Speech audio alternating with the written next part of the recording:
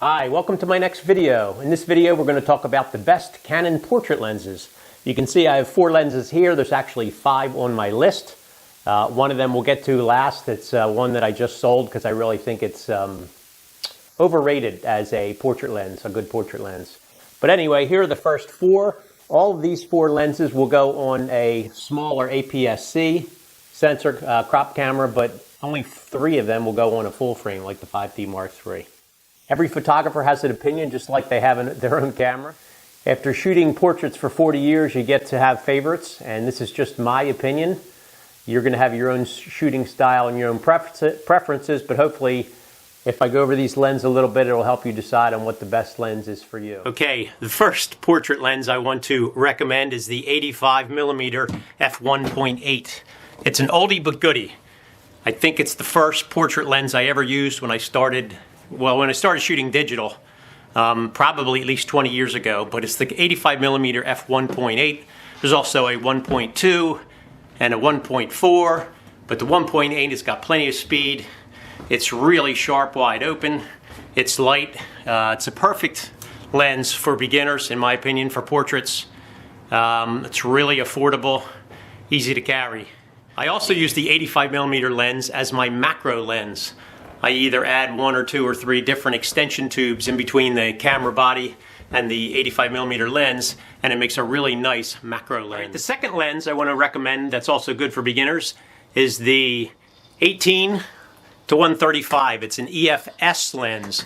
That means it won't fit on the larger full format Canon cameras, but the APS-C crop sensor cameras. Has a multiplication factor of 1.6, so the 18 to 135 in full frame lingo in angles, with full frame angles would be like 29mm to like 200mm. So it's really versatile. Again, you can shoot large group portraits, smaller family portraits, and tight headshots all with the same lens. Its biggest weakness is it's not real fast. It's an f3.5 to 5.6 as you change the focal length through the zoom range. So it's not real fast. It's not going to be great in low light situations, but it's real affordable. It's real versatile. It's great for portraits, and it's good for beginners. One thing I forgot to mention, I'm sorry I have to walk around while shooting these videos. I'm recovering from a nasty case of sciatic nerve pain, so I got to keep moving right now, but I still wanted to get this video out. Okay, the third lens I recommend for shooting portraits, third Canon lens I recommend for shooting portraits, is my old faithful, the 24 to 105 f4. I actually have 2 of them because I always have to have a spare camera and spare lens around my neck or in my bag, depending on the job I'm doing. Anyway, the 24 to 105 is an L lens. It's very sharp throughout the range. It's got a nice range where you can shoot wide angle to telephoto, like some of the other lenses I've mentioned already today. I have 2 of them for a reason, because I really like the lens. They are a little pricey. They're not so much a beginner lens, they are L lenses, so they come with an L lens price tag. With the 24 to 105, again, you can shoot those group shots, interior shots where you have a limited amount of space, and you can also zoom all the way into 105mm setting and still get some nice tight headshots and that nice flattened perspective that you'd like to get with the telephoto lens. And with the f4, you can get pretty good bokeh. Not as good as an f2.8 lens, but at 100mm focal length and f4, you can get a real nice blurry background with the 24 to 105. All right, the fourth Canon lens I recommend as a good portrait lens is the 70 to 200 f2.8. It's been long been a staple of portrait photographers, Canon shooters for a long time, and for good reason. It's really fast, it's quiet, it's really sharp, and the focal length is really very useful. You get great background blur. It's got it all. It's got a big price tag too, but the 70 to 200 f2.8 is a highly recommended lens. If you need to save a little money, if you're just starting out, the f4 is just as capable, just 1 f-stop difference in how fast it goes.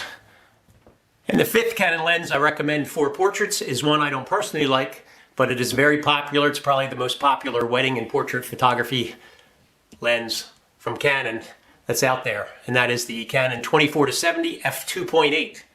And the newer version, I believe, has the image stabilization, and it's a little bit sharper, but everybody likes how fast they are, how they go to f2.8, and they have the wide angle to telephoto settings. I just think 70 millimeters is way too wimpy, just not strong enough for me to get into those tighter photos I like to do, especially with headshots. So I like the versatility of the 24 to 105 a lot more than the 24 to 70.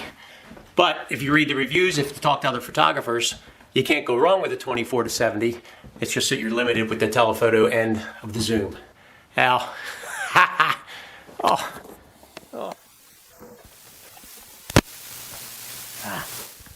Can't see. And I just am terrible at shooting video. All right, I hope you found this video at least somewhat helpful. Please give me a thumbs up, and I'll leave the descriptions of the lenses, more information in the description box below this video. And I'll see you next time. Thanks.